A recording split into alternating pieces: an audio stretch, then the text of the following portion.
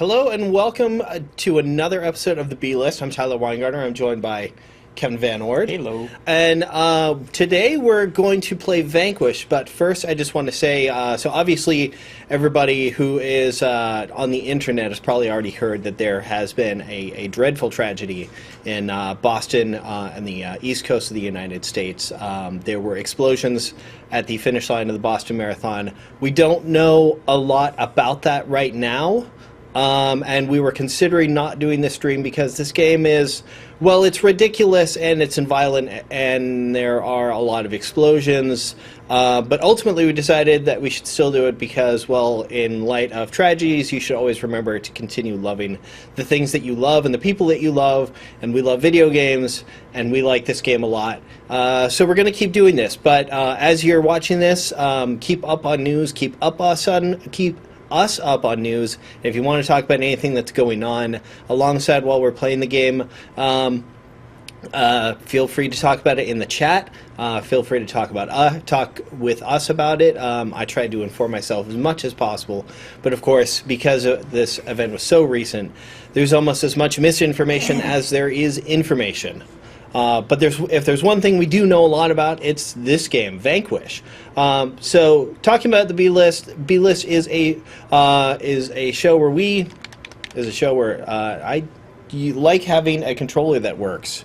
Is that one a little weird? I'm not sure. Well, I didn't have sound there, so I didn't hear the Vanquish. Oh, right. That they always say when the game starts. But maybe I started the game.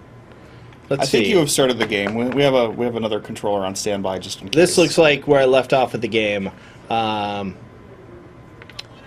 So, the B-List is a show where we talk about games that have been overlooked or flawed, but in interesting ways. And this is a game that people were talking about an awful lot when it came out in 2011. I remember this particular fight too because it repeats itself. Yes. After you kill all the enemies, you repeat again.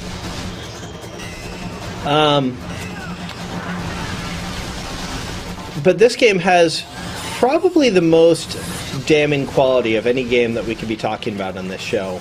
And that is that it's awesome in every way. It is that I didn't like it very much. I don't think you're playing it right. That's what people always tell me, that maybe I just didn't play it right, and I think I was playing it too right, in that I kept using the ability to... Okay, so what makes this game different from your average third-person cover shooter? Well, when you come back, you should show people, because it's so much easier to show people, even if you die. Yes. Right? You should give yourself permission to die, if you need to. But we should show people, because I think it's one of those things where it's just better to show than to tell. After of course, this cigarette smoking incident. Lots of cigarette smoking in this game, by the way, including one incredibly over-the-top cutscene involving cigarette smoking. Well, I just realized that you can. There's a button that when you're in cover, you can smoke a cigarette in combat. Does that have to yield any benefit? No. Okay. I don't think it does anything except it just makes you look hysterically, all whatever about the whole thing. Like, I might be in the middle of combat with robots, but I've always got time to sneak in a smoke. Yeah. This is my smoke break. It's a quick drag. While under fire. Yeah.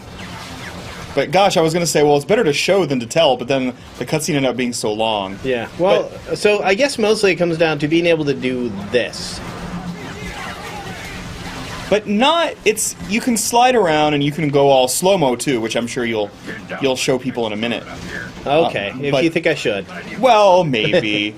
But then the thing is, like, if you can pull these things together in some really great ways. Boom, boom, boom. He dead.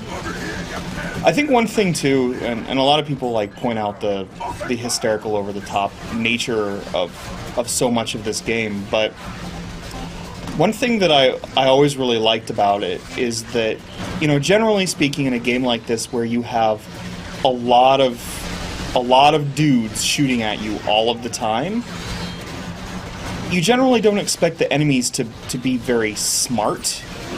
You usually expect they just come in hordes. Like, the enemies don't get a chance to be smart because they're so busy hoarding. Yeah. The more enemies, the less you expect their individual behavior to be decent, I guess, in most games.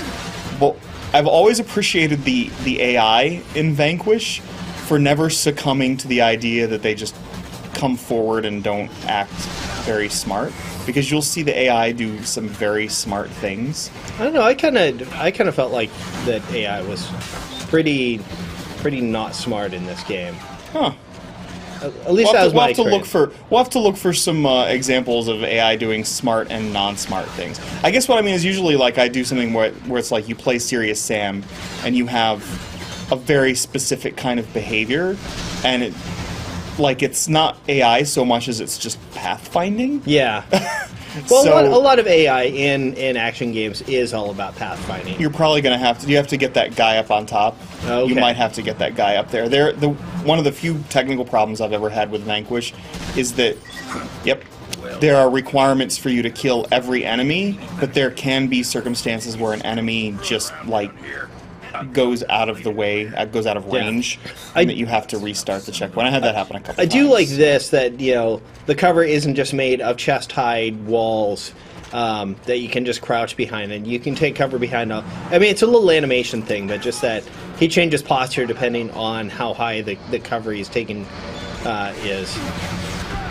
Whoa! And another thing that I love about Vanquish here, but Tyler may know that this... Nice move. Tyler may know that this ties into one of my bigger pet peeves about modern shooters anyway, which is the idea that you have to have, in this interfaceless modern shooter design kind of thing we do, where we no longer have health bars, and when you get close to death, everything just... your screen's bluttered with splatter and stuff. So no, I want to take cover behind that thing, not kick it open. It's hard to... The closer you get to death in most modern shooters, the harder it is to see what's going on. Which seems really stupid and counterintuitive, but at the moment you most want to stay alive, the game makes it the most difficult to stay alive. Yeah. And the thing that I love about Vanquish is it seems to understand how backwards that is, so that when you get close to death here, you go into slow-mo and get your extra chance to stay alive.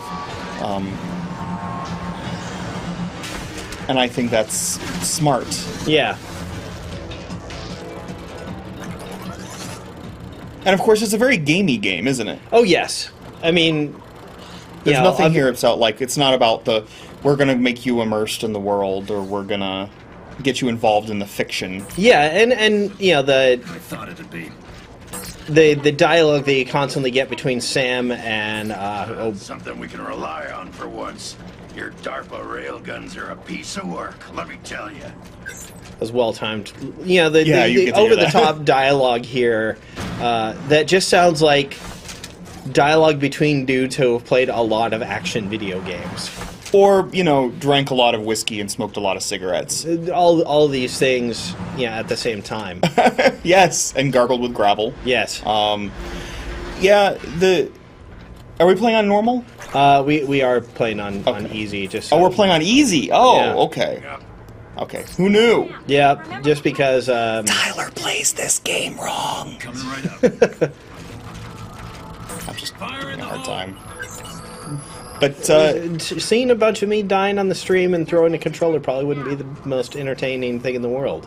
Oh man, I think watching you throw a controller would be incredibly entertaining. There you go. Okay, you might be right. We did just get that that Razer handheld gaming tablet in, the Razer Edge, and I've been daring Peter, who's been spending some time with it, to play Spelunky using the game. I mean, I guess there's a problem that Spelunky is not out on Steam, so you can't do that. Details, but just to see what happens first. We can finish the game, or just he ends up throwing that thing, which is oh god, yeah. I think it's like $1,300. That's an expensive little machine. It's an expensive controller to throw. I have broken a few controllers in my lifetime, most notably. So, the 6-axis is remarkably fragile, as it turns out. It doesn't surprise me. I haven't done wrong to any 6-axis controllers, mostly because I just didn't play a lot of. I haven't played that many frustrating games on the PlayStation controller. Jellyfish coming. Oh, these are those Matrix-like things. Yeah, the huge jellyfishy things. They're not difficult, but they're such bullet sponges, and you have to get them down before they run into your entourage and explode. Yeah. That thing is called a jellyfish. It's an area So- superiority guided mobile explosive, easily capable of destroying. Man, that thing goes right down when you play on easy. Jeez. It'll take us all. But an interesting thing. So this game came out in 2010. Yes. And this was because every year we do #1 lists of our personal favorite games, and that was the year before I turned that into a feature. So, or was it? I don't know. In any case, people did their personal top 10 list, and this was my personal top #1 game of 2010, which is weird because that was the same year that a bunch of really awesome games came out. Including, I believe, the one that I promised that I would play if I could get enough people to play this one, which is Red Dead Redemption. Yes. So I did promise on Twitter that if I could convince anybody to go out and play Vanquish, that I would go back and finally finish Red Dead Redemption. And then a bunch of people actually went out and got Vanquish, and now I have to play Red Dead. Yeah, and I thought I particularly responded to that challenge just because I rather famously did not like this game, and there's nothing wrong with not liking a thing. but I also very, very famously and publicly like Red Dead a lot. Yeah. And considering how I always felt pretty out of scale my dislike with this game. Mike 7-2. And with respect to my colleagues here at GameSpot and otherwise, they didn't care much for this game, and everybody else loves it. That I thought, well, okay, I will take the Pepsi challenge, and I will go back to Vanquish and play through it, if for no other reason than you will play what I. If I think about this too much, I start second guessing myself, but. Pretty unabashedly consider Red Dead my favorite game of this generation. Yeah, and that's a very popular notion, which is that Red Dead could potentially be, can't go through there, one of the, if not the best game of the current generation. And that's one reason why I want to get to it, even though I know the story twist and everything like that. I love that ladder going up. It's like, why, nobody needs a typical ladder climbing animation. Just do that. Yeah. You need to remove I have a pet. That's another one of my pet peeves, by the way, is bad ladders. ladder climbing animations, because sometimes they're just seriously. There are some really bad ladder climbing animations out there. One of mine is mounted guns pointed in a direction that they can't do you any good. That's a little thing, and you know what? The same year, so 2010. Let's go back to 2010 because another shooter came out that year, Halo Reach. Yes, and we had huge conversations about Halo Reach versus Vanquish because, particularly in our best shooter category. in the best shooter category, we really more so than Game of the Year, because the Game of the Year candidates seemed to really. It was a pretty easy final 2-3 that we had come up, and there wasn't a whole lot of easily the most contentious thing was Halo Reach versus Vanquish. Right, And they're very different games, so it's hard to really compare these two things. Yeah, But, but if you went strictly by comparison, it was the decision between a really well executed but otherwise sort of by the numbers, really familiar feeling game. I want to get. You wanted to get on? I want to get on the exploding car. I'll take this. I'll take that. Versus this game, which was felt really different from a lot of other shooters. I think it's an interesting game. I don't think it's a technically perfect game.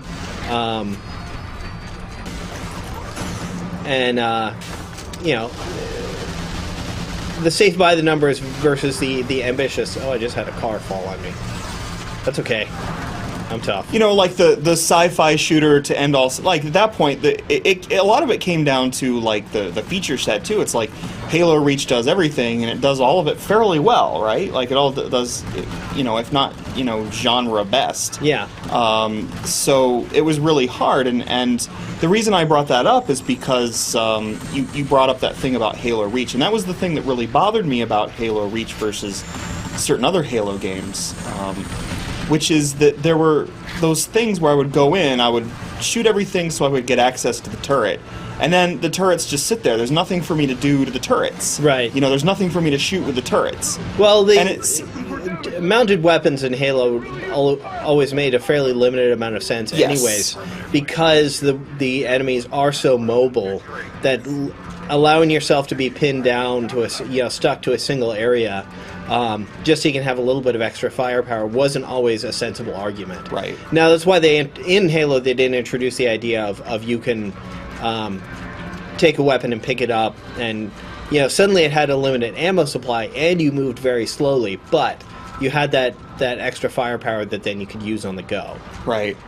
Which is a nice touch. And it was always strange to me in Reach, because there were a lot of situations, and that seems like such a silly, small thing to point out, but there was a lot of that for me happening when I played Reach, where it's like, the pacing didn't feel quite right. Like, do you remember early on you fight like a raptor type thing? Like you're going through, and Halo's never been really about shooting wildlife or anything, so it's No. not like that's an expectation. But there's that moment where you have like wildlife coming after you, and you have to shoot wildlife. This is something that happens really early on in Halo Reach, and then nothing like that ever happens again. And it felt like one of those little things where it's like it never got expanded. I almost felt like, why is this here? Yeah. And that's why when I went to Halo 4, I was like, okay, this is more about what I wanted. Everything seems like it has care, and it has a place, and it has a necessity, and that's why I always felt like, going back to that moment where it's like Halo Reach versus Vanquish. For me, Reach had all the things that a game needed to have. It just didn't have that extra special care that I wished it had. When you want a sequel, it can't just rely on the old stuff.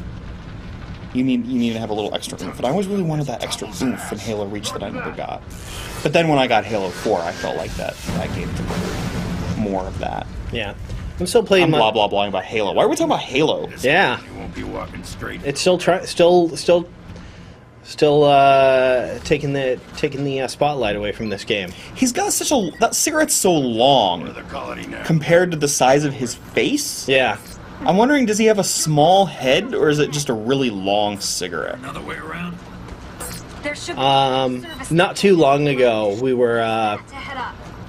we were in Osaka and Kyoto filming for another episode of Lost Between Levels, and so we visited the office of Platinum, and they had a really fantastic statue of Sam, the main character in this game, and originally that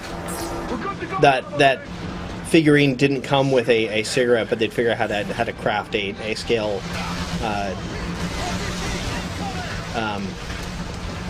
a cigarette out of like a toothpick. Oh, nice.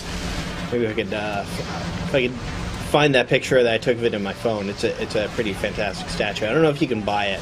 Melee! Okay. I love the melees in this game. I like the way the melee feels when you... Because it's one of those things where it's just It's just so kind of over the top. Yeah, it's just kind of like the It's like having an a brawl. uppercut like you've never seen an uppercut before. yeah. Instead of just I'm out of You're almost at boss fight time, too. sweet. You're gonna be fighting Angel Boss Dude. Okay, nobody knows what's going on in this story, right? I mean, I've played this game a bunch of times, and I don't remember anything about the story really, except We can't see a thing. specific moments, Right. But I can't really tell you what happens exactly, because nobody plays this for the story. Yeah. Well, I mean, if it's an action game and you remember the way the action made you feel, then I think it's successful. Oh yeah, and there's nothing really like this, and it's funny though because other games have had a slide mechanic of sorts in there. Like Bulletstorm had one. I feel like Brink tried to do certain things Oh right, with with that. their smart system. That worked last time to use a rocket launcher. I'm going to do it again. Take that, buddy. But, oh gosh, where was I going with this? I got totally distracted by the fact that Vanquish is awesome in every way. And what's interesting about that is typically in the office, I'm somebody who responds to, really fleshed out worlds and games with really interesting stories that get me involved with its characters. And this is one of those games that's really about, I mean, yes, it's got a story and it's got, it's government conspiracies and, you've got a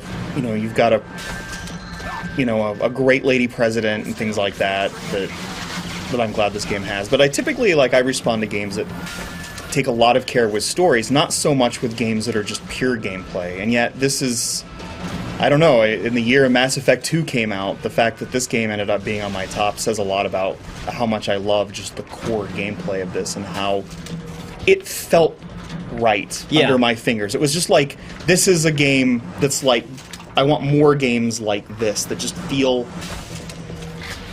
I don't know, it's hard to explain when a game gets under your skin and the way it feels. Another game that did that that I think might have been the same year was Pac-Man CEDX. I think that might have been a few years before, but I may just be remembering that incorrectly. But that's another game that kind of got under my skin in the same way, where it's like my brain immediately understood how it worked. I still have enemies to fight off, yes. Yes. Yeah, I mean, I also spent a lot of my weekend playing Metal Gear Rising, another fine action game from the people at Platinum. That game is satisfying enough for the action to stand up under its own sake. But that's also a game that I presume, I mean, it seems to be, I haven't played a lot of it, but, in the tradition of Metal Gear, it does seem to have a pretty decent, engrossing story. And I don't want the action to take me too much out of that. Right. No, it's tough. And one of the problems, too, I mean, because I haven't played a lot of Metal Gear Rising. I played the first the first 3 missions or something like that, and then I had to move on and I never got back to it. And I did the same thing with Devil May Cry, which came out earlier this year.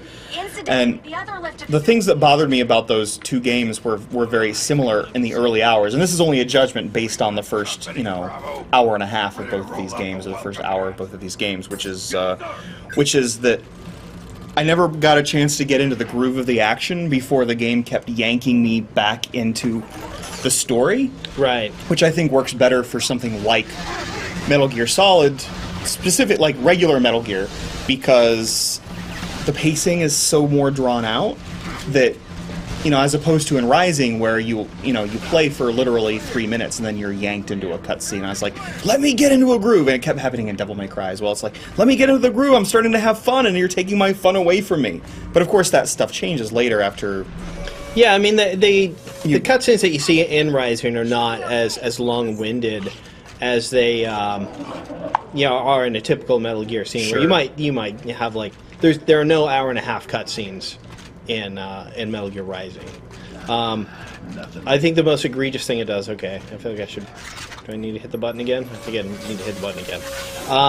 The most egregious thing that it does is it does the hand to the ear, slow walk, let's have a conversation with my commanding officer thing. Thanks, Cliffy B. Even Batman had one of those in, like, Arkham City and Arkham Asylum. But on the other hand... Batman, you don't got nothing in your ear. But on the other hand, 60 FPS gaming cannot be beat. Yeah, and that's... it's easy to look at this game when you first see it, and it's like, oh, the text, the resolution's clearly a little bit lower than you would expect, and, it's not like the textures are great. But this game maintains a solid frame rate that never falters from beginning to end. And that's really impressive for a game that looks this good and manages to shove so much on the screen at one time. I do wish that this game was 60 FPS, but yeah, what you gonna do? And to touch more on the subject of why I'm playing on the baby easy difficulty, and actually looking at as I'm playing this, I do feel like I'm giving some of this combat kind of a lighthearted touch here. I'm not really need to use these abilities that much. Yeah, because on easy you can just kind of mow them down, Gears of War style type thing. But I mean, because when I played this game originally when it came out, I got to a boss fight, and I'll be honest, I got to a boss fight as like at the end of the second act, and I tried for a solid 2 weeks. And I could not get past really? it. Yeah. Is it this one? Oh, at the second act. At the end of the second end act. of the first act. Well, it's one where you... Okay, so early on... Yeah, I got past... This guy was fine. Angel dude. Right, no, it was... or at least it was a boss fight where you fight... So part of the way through this act, you fight this, like, giant mechanical spider that then turns into a mech. Mm-hmm. And in this boss fight, you fight 2 of those at once.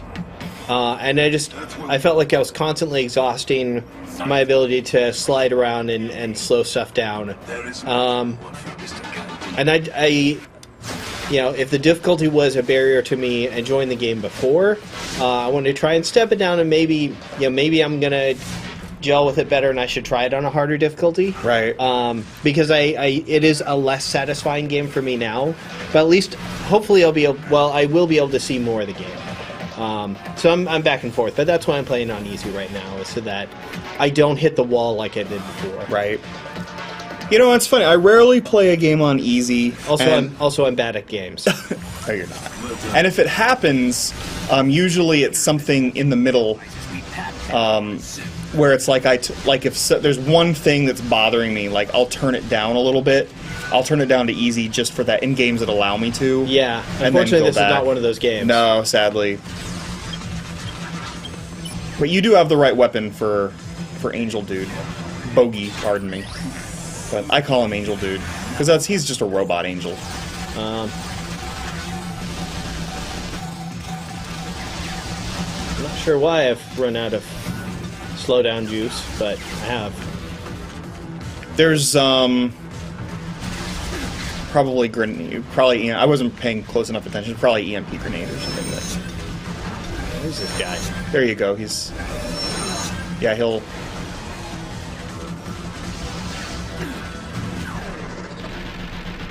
There are times where you get knocked right down.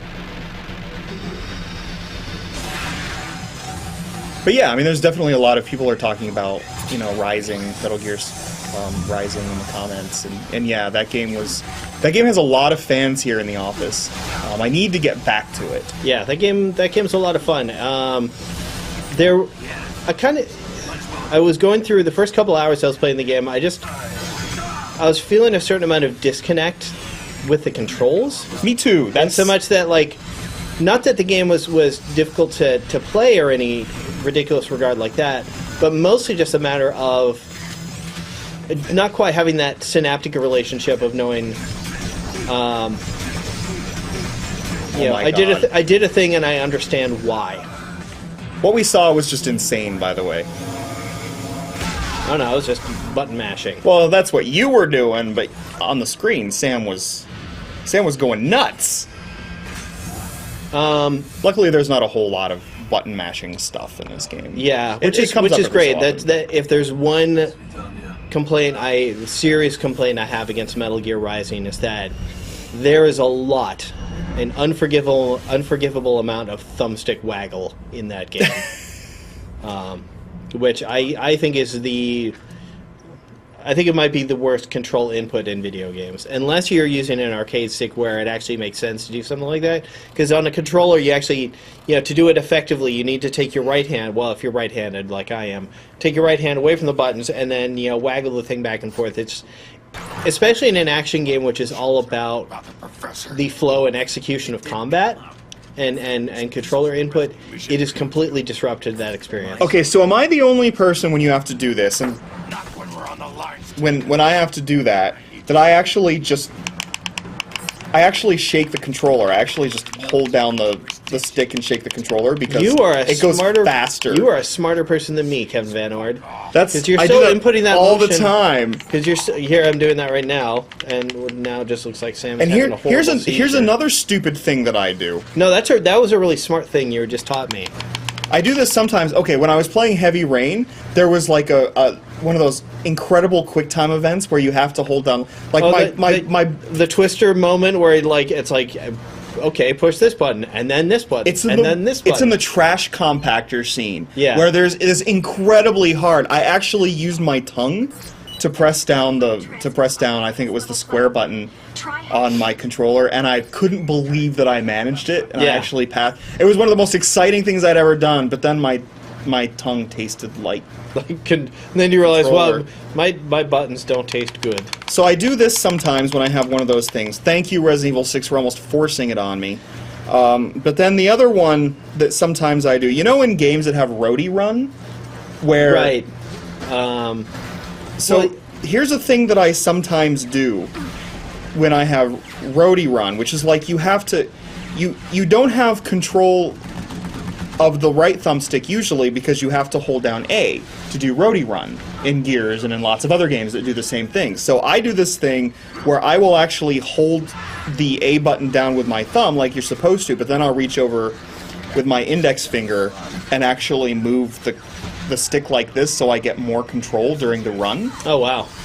No, Does anybody else do that, or am I the only one? I just forgo aiming when I'm doing that. So seriously, like I'll do this thing where it's like I'll use my thumb, I'll use my index finger to get a little bit more control while I run.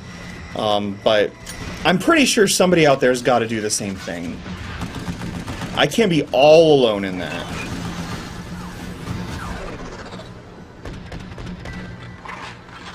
Should get out of there. Although I admit I'm kind of weird sometimes. And by sometimes I mean the majority of the time, but still. Reasonably often. Reasonably often.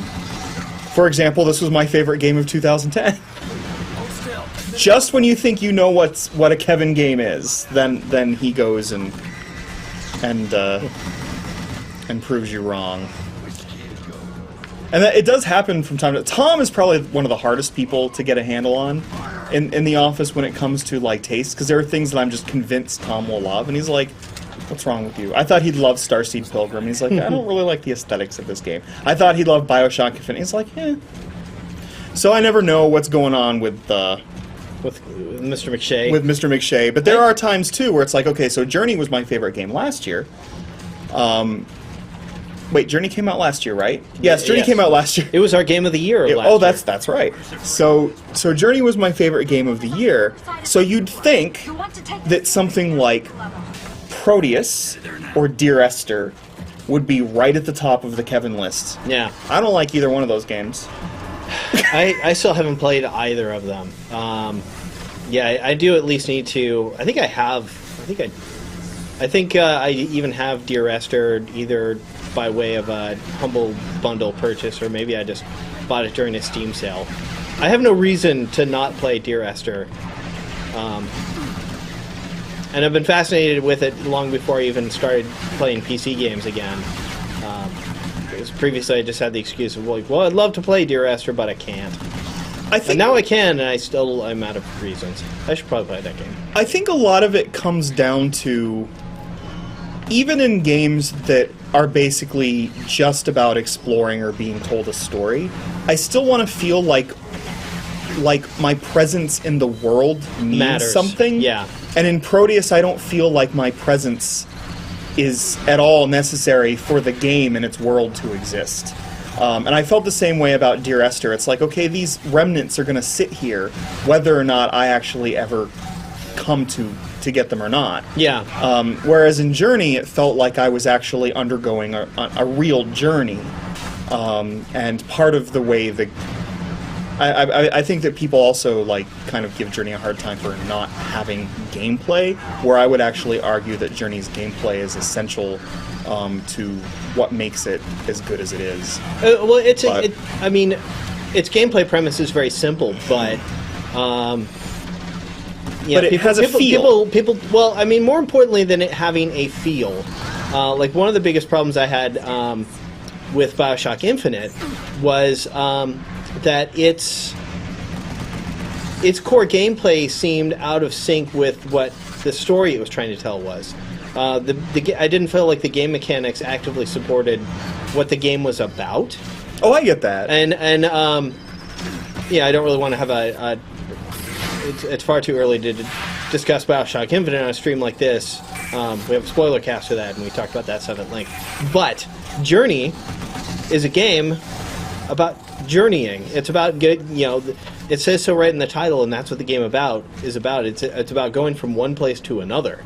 And it makes that act of going from one place to another, everything just sort of melds. It's one of those great examples. Yeah, I mean, of everything aesthetic combined with gameplay. Yeah, I mean, and the movement in that game is exceptionally satisfying, and it affects your mood of the gameplay. When the going gets tough, it's actually hard climbing up that hill. Right. So that's a thing I very much like about that game. But I think that's what's missing in stuff like, for me at least, like Dear Esther or something like that. It's like Quite sure I don't know, like it sits it as a place. It sits there, whether or not it needs me to be there. And Proteus tried very hard, and we're way off topic again. But Proteus tried really hard to have this kind of the sound design react to what you were near, and there were certain things where you get close to certain animals and they run away. But it didn't go nearly far enough in making me feel like the world was reacting to me being there, right. Or in turn that my avatar was reacting somehow to the world. So I'm gonna melee this dude. That actually worked. I uppercutted the giant thumbstick waggle. Okay, thumbstick waggle that results in a giant junk kick is pretty okay. Robot junk kick. I don't know why kicking a robot in the robot's robot junk is detrimental to the robot, but still looks satisfying. Has anybody ever figured out why Transformers 2 had a robot with testicles? What have we figured out? What that they were there for? Because that's not how Transformers procreate. No. I'm just saying, what's in there? Enemy aircraft. Do we have any discussion from the chat? Well, I'm sure there's plenty of discussion. People talking from about the chat. Demon Souls. Demon Souls.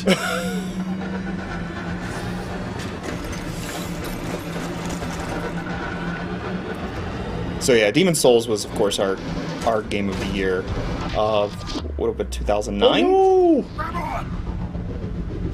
no! Was that 2009? I can't remember anything anymore. It was 2009. Somebody say something. I think it was 2009. It was whatever year Uncharted 2 came out and Assassin's Creed 2 came out. Yeah, that was 2009. Okay. So, yeah, our game of the year that year, and Dark Souls was my personal game of the year in 2011. That's right. Yes, that's right. Okay, yes, 2011.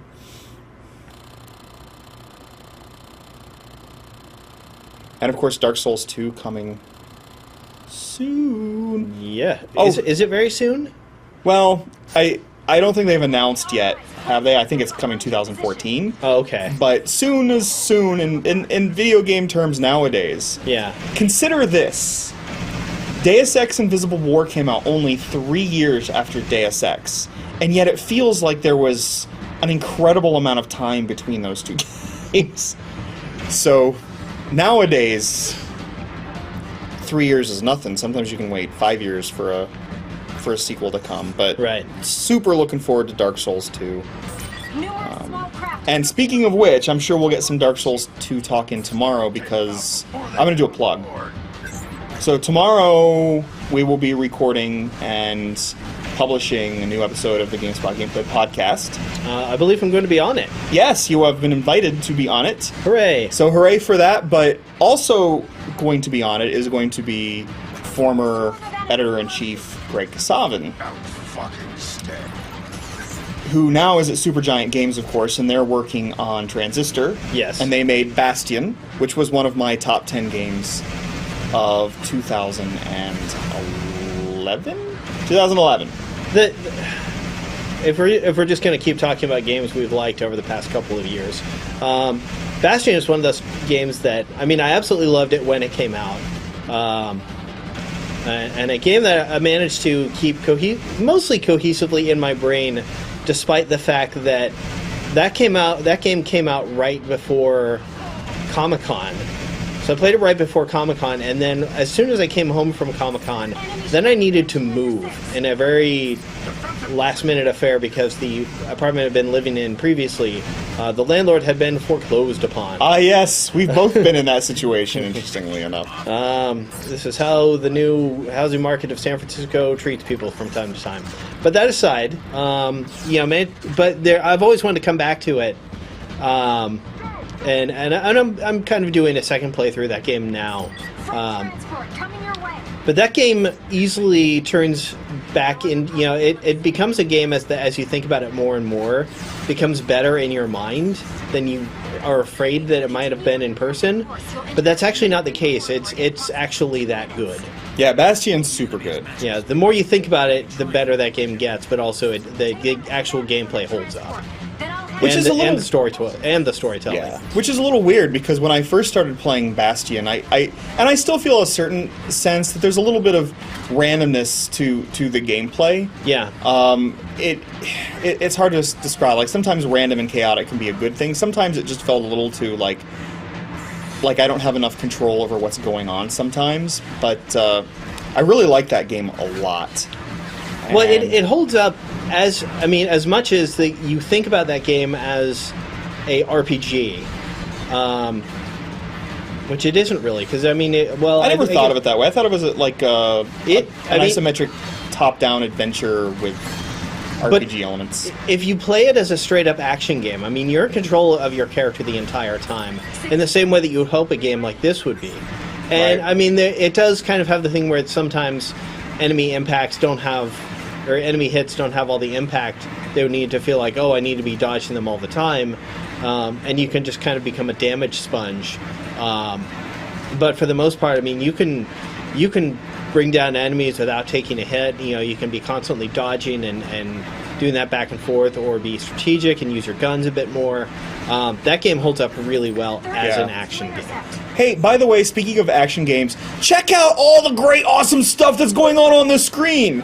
Not necessarily from a gameplay perspective at the moment, but, look at the stuff that's going on around you! You've got less than 15 seconds now. Dude, you got less than 15 seconds. Oh, I better use this big gun, and, it's gonna run out of gun bullets. Wait, no, this one's full. There's so much going on. Yeah, you almost don't have time to appreciate that, hey, look at this crazy metropolitan space city. It's all Inception-y before Inception existed. Yeah. Now, what is the deal with this place? We're on some kind of space colony?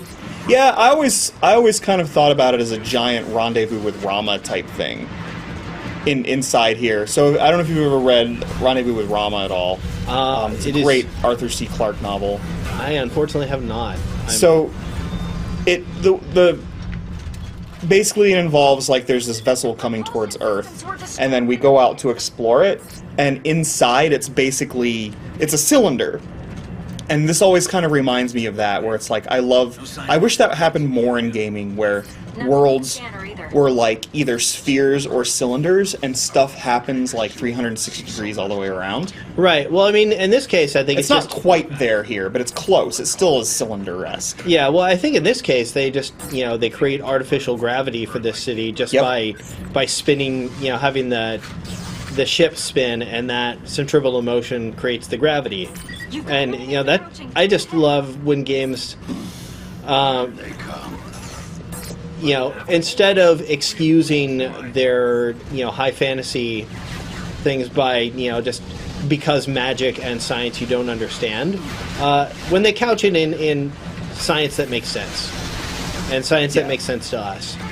And if the reason for that means that they have to build these wildly crazy cylindrical cities, that's even cooler. Yeah. Because buildings on the ceiling is kind of rad. Well, that's another soft spot I have. We talked about pet peeves we have in particular games, with me and shooters, making it hard to see when you get close to death. Some of the things I have soft spots for are games that explain gamey things within their fiction. Oh, you mean like Assassin's Creed? I always bring that up as my example of, like, there's nothing in Assassin's Creed that's left to just gamey assumption. Right. Like, they come up with an explanation for everything, from the health system to the, to the ability to go to previous chapters, to like, it's kind of like, in some games you can say, because magic. In Assassin's Creed, you can say, because Animus. Yeah. But they do really go out of their way to give everything some kind of explanation within the game's fiction. And I've always been sort of a sucker for stuff like that. I'm okay with gamey games, but I always think that, like, something that really goes out of its way to explain something, or to subvert something in that BioShock 1 way, like what makes you rethink why it is that you do the things that you do in games. And there was another example of that just recently. Oh, there's a great Half-Life 2 mod. Hey, buddy. Somebody needs to remind me what the name of it is, that I just played, where, like, the narrator will tell you what to do, but you can choose to ignore him, and he will actually respond to your non-following of his commands, or to your following of his commands. Now I want to. Now I want to try that. It's really good. If somebody in the chat knows or remembers the name of the Half-Life 2 mod. Knows the name of the mod that Kevin just played. Yeah, I suddenly can't remember the name of it. And the something effect, or... No, it's not Natural Selection 2. It's a single-player mod. It's very short. Like, it only really takes 10 minutes to get through. But you play it each time, and you do different things. And, like, you get to a completely different ending over and over again. And, it's really interesting. So, again, we're kind of off subject, but that started with talk about cylindrical cities. Yeah. More of that, though. I have this sort of dream project that I wish I could make. Which is, I want to make a first-person shooter RTS hybrid that takes place in part within a hollow Earth. The Stanley Parable. That's it. Thank you. The Stanley Parable. So play that Half-Life 2 mod, but like, or at least within like a hollow moon or a hollow sphere of some variety that has like gravity all on the inside, like a Dyson sphere. Yeah, something like that. It doesn't have to be necessarily a Dyson sphere, although it could be a Dyson sphere. But something where it's like, there's like air battles happening within it, but on the ground, and I would be able to fly around and like land on any portion of this entire sphere's grounds. Yeah. So Stanley Parable is the name of the Half-Life 2 mod that people should play, that does a great thing where it makes you question why it is that you follow the things that you're told to do in games. I like games that subvert gamey things. Yeah. That's another reason, by the way, about Demon Souls and Dark Souls that I love, is that there's nothing that occurs outside of the game's fiction. Like, you can't just go into a menu and say, I want to join somebody's co-op game. Or I, like, press invade button. Like, everything has an in-game item that you have to use, and there's an explanation in-game for gamey things. Yeah. Love that. I've seen that work both good and bad. I think one of my favorite early examples of that was SSX3, which is a game that had a menu system that let you get to different parts of the mountain, or you could just go to different parts of the mountain to engage in different activities. And, I mean, it had some loading-ish areas where you went through some narrow caves that blocked a lot of your view of the outside world, but you could also explore the entire terrain of the entire mountain without ever seeing an interface screen. Right. Which on the Xbox, the original Xbox, was one of the first games to do that. Somebody brought up Halo having the... Well, yes, obviously Halo is a Halo. Yes. But it's like a Dyson ring. But nothing's really ever done with the fact that it is a Halo. Yeah, I mean, other than you see the crazy skyline. Yeah, the skyline's cool. But imagine this place. So you have basically this entire sphere or this cylinder, Imagine being able to get into a flying vehicle and go to any of those surfaces. Right. That's like a dream for me. Like, if you're out there and you're an MMO developer, because I'm sure all MMO developers out there are glued to this broadcast right now. But seriously, if you're an MMO developer, make that world. Or give us GTA in this city. Yeah. Anything that involves, like, that sphere. Hey, hey. Like, so I can see almost the entirety of the place. Oh, my skull. Right. Because it exists above me and to the sides of me and all around me. And hey, then you won't have to program a day-night cycle. Where do I need to go? You're going to If you don't want to. Yeah. Yeah, then I start wondering, like, how they... because humans need... game engines might not need... and game developers might not want to deal with the day-night cycle, but humans actually need that. And wonder how they construct that into a world like this where... I mean, I guess in a city this small, they could just kind of turn the lights out at night and bring them back up in the morning. We don't see the actual sunrise or anything like that, but... Well, there's sci-fi that... There's sci-fi that actually covers that. Even in, like, WALL-E, that idea is covered with, like, the idea of an artificial day-night cycle. Right. No. Do I want a disc launcher? Okay. And that's kind of cool in and of itself. Imagine a world where, like, the button is flipped and it just kind of goes zoom and everything kind of changes. Imagine a world. In a world where day-night cycles change, it will. It sort of reminds me of, like, in Final Fantasy 13 too. There's a chapter where you sort of go to a machine and change the weather, which I think is really cool. I wish there was more stuff like that, where that poor game kind of gets a bad rap. I actually like Final Fantasy 13 too. I actually really liked Final Fantasy 13, which is heresy, but I'd forgotten there was a 13-2. yeah, right.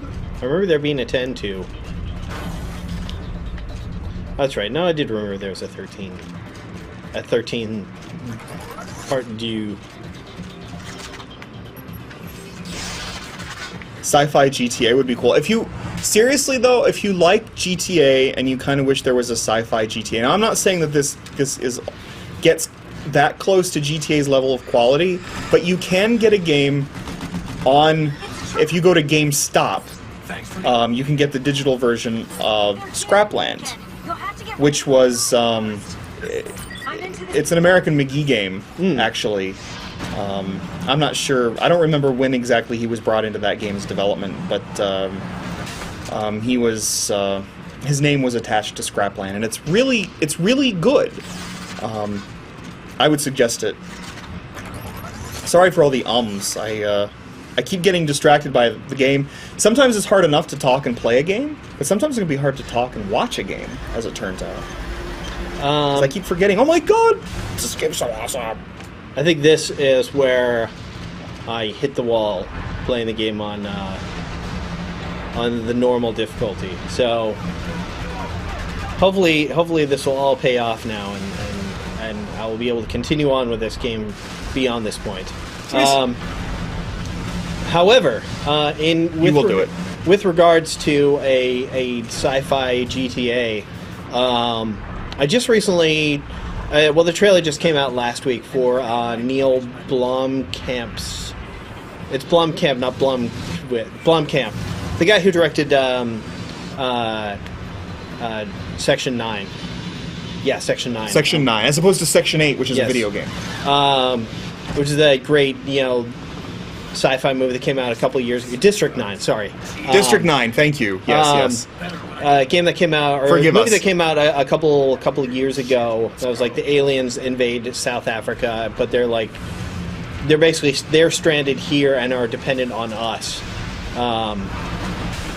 And then it becomes all very apartheid-ish and... Yeah, but he has a new movie coming out called Elysium, which touches on similar topics of where it's a little bit unclear, but humans have established a space station called Elysium, where basically there's no crime, there's no sickness. Shoot it in the eye! There's a pillar in the eye. Goddamn pillar! Go home, pillar. You're drunk. basically it is the perfect life, other than it is massively segregationist. Actually, it seems fairly timely with regard to, basically, it's Columbia but sci-fi. We could establish that.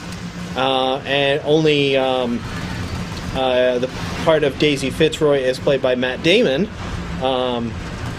who is probably not going to step into the role of the angry black woman. But you never know. The guy's got more latitude than people give him credit for.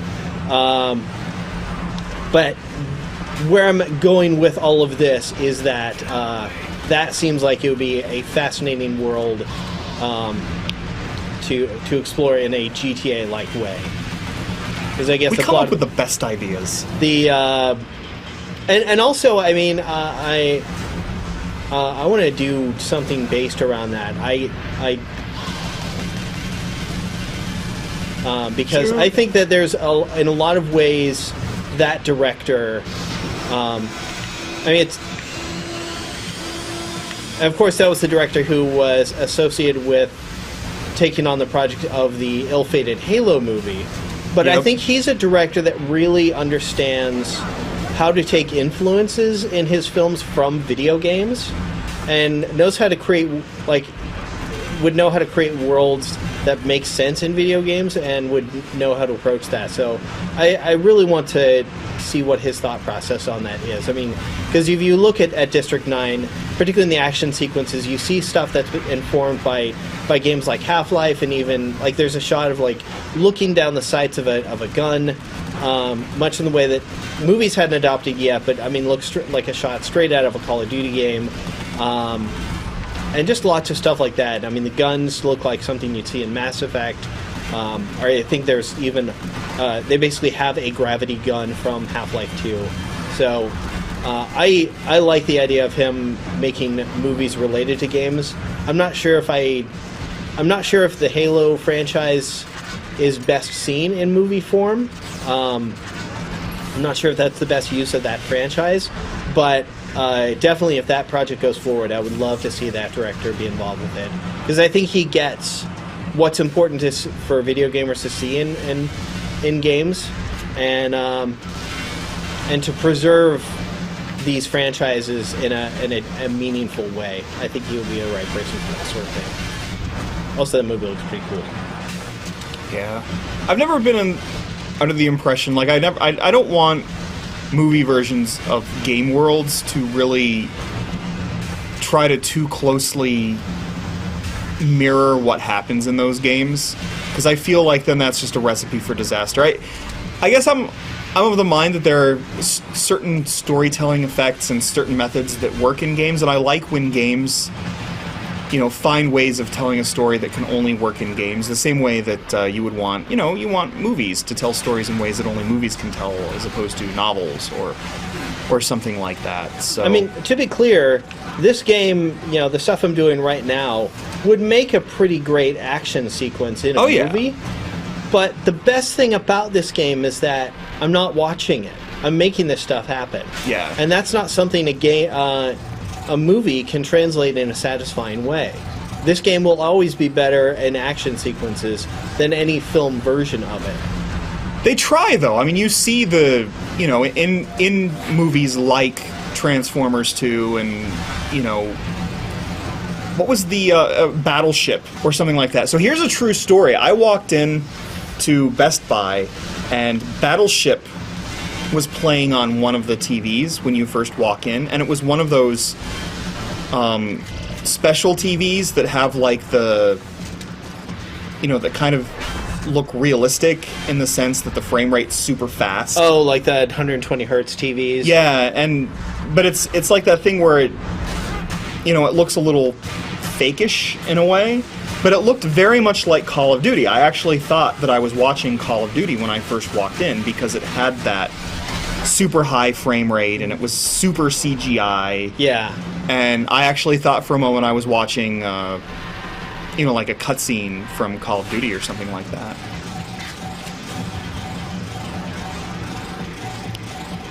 So yeah, people talking about Prey 2 and how much they're looking forward to that, and that could be what I was talking about with like a sci-fi GTA. That's a project that's still on, right? They haven't officially canceled it, but they haven't officially said anything about it anytime lately. I was seeing a news article about how I guess 2K had taken the media of like the first person shooter XCOM offline. Hey, there we go. And Yeah, because they turned that into a free-to-play thing, right? And they're renaming it?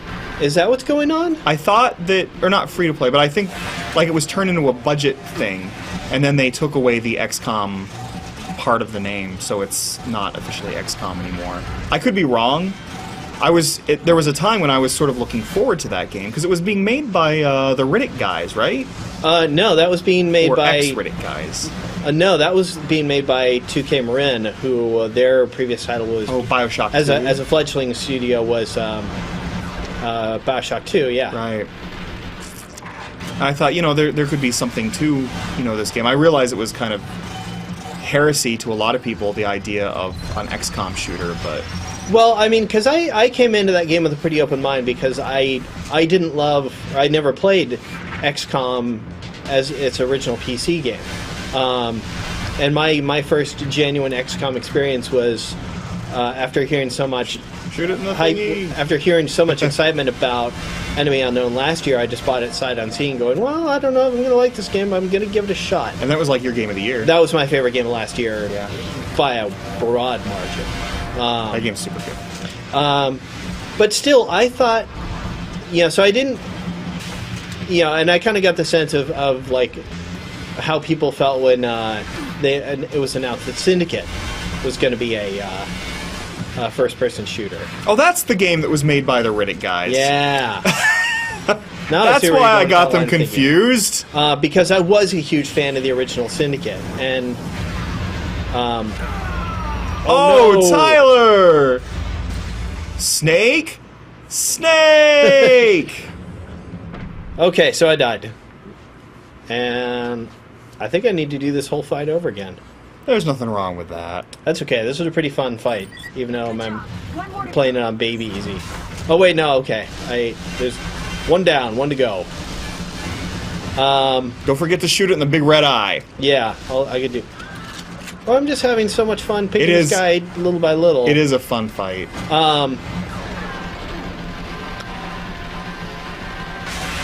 But yeah, I thought the XCOM shooter looked really fascinating. I loved the kind of 1950s setting with this kind of overall like War of the Worlds kind of feel to it. And it sounded like they were going to be doing some of the like research stuff. So there was some light strategy or some like tactics stuff that you're going to be able to do with it. I thought there were some interesting ideas with that game.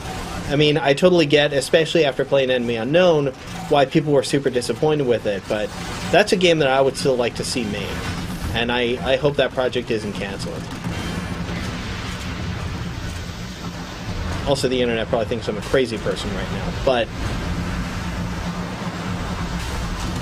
that's my opinion, I'm sticking with it. You're not allowed to have opinions. And let's not forget, Syndicate was a really good game. Syndicate was a really good game. I should probably finish it. Shoot him in the eye! But I kind backseat of gaming.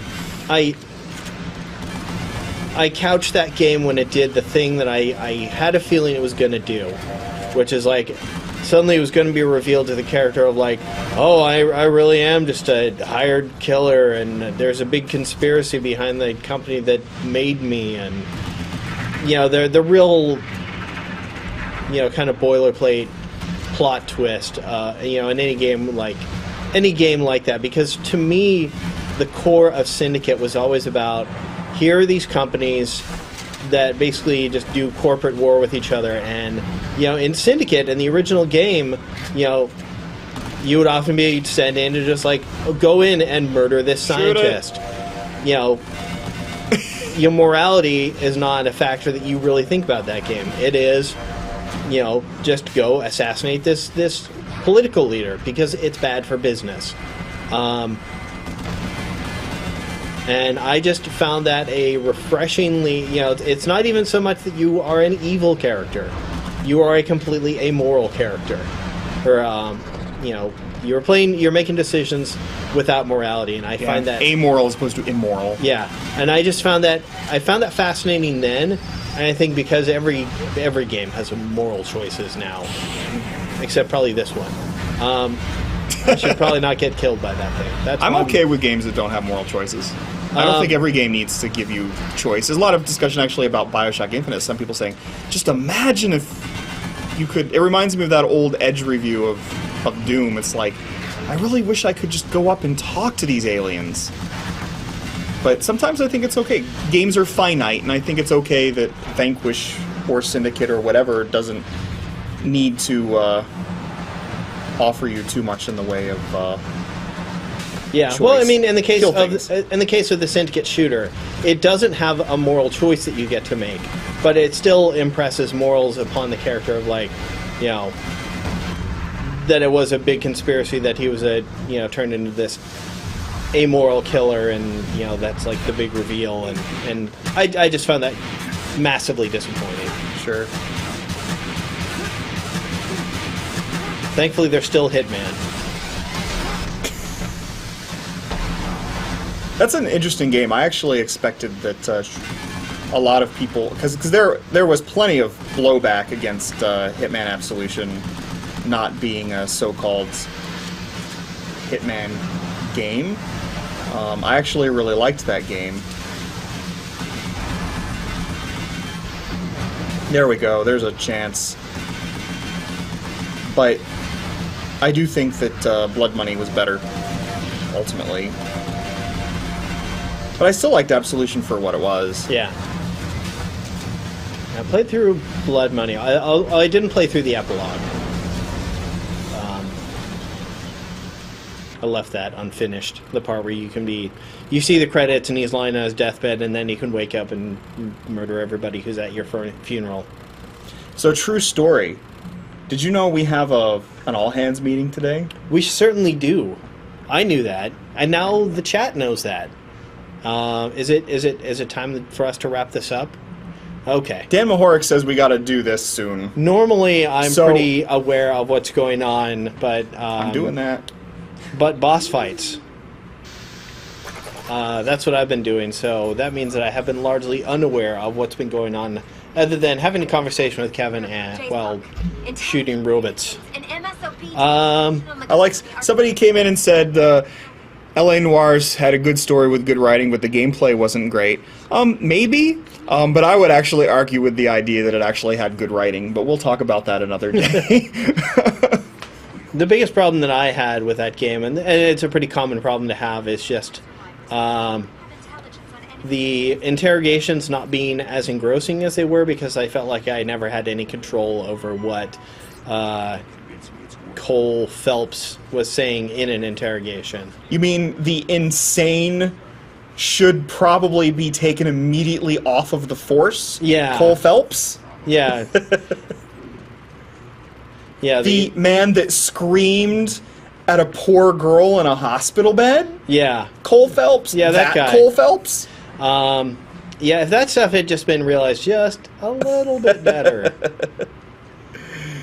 Yeah, that was always my thing. It's like, it made me appreciate Mass Effect, because in Mass Effect you could choose a Paragon option one moment, and a Renegade option the next, and... Which is often how I played that game. Yeah, but it still felt like Shepard was the same person. Right. From choice to choice, as opposed to Cole Phelps, which is like, I'm so sorry that you're in a hospital bed, but tell me everything I want to know, you bitch! But I know you murdered a person, and that's why you're in the hospital, because murderers get hurt. Or something. Yeah, but I feel bad because I think I'm so glad that we live in a world where L.A. Noire exists. Yes. And Vanquish exists, and Vanquish. Of course. So thank you very much for joining us on this show. We should be back next week with a different game. I don't know, maybe we'll play... I never played the original, or the remake of Bionic Commando. I'm a huge fan of the original. Oh! So maybe I should play that. I hear that would be fun. I hear that game's got problems, but it does some stuff that's neat. It does. We should probably play that. I'll join you then, too, if you want. Cool. And I'll talk over you a lot like I did today. Excellent. Well, that's fine, because I had plenty of things to keep myself busy during this game. Sorry. And beyond that, if you like this show, want to see more of it, follow us on Twitch. Subscribe to us on YouTube. That place, what with the internet videos. You can follow us on Twitter. I'm the _real _Tyler W. Kevin is, of course, at FiddleCub. You can also follow the official GameSpot account at GameSpot. And beyond that, thank you very much for watching, and we'll see you soon.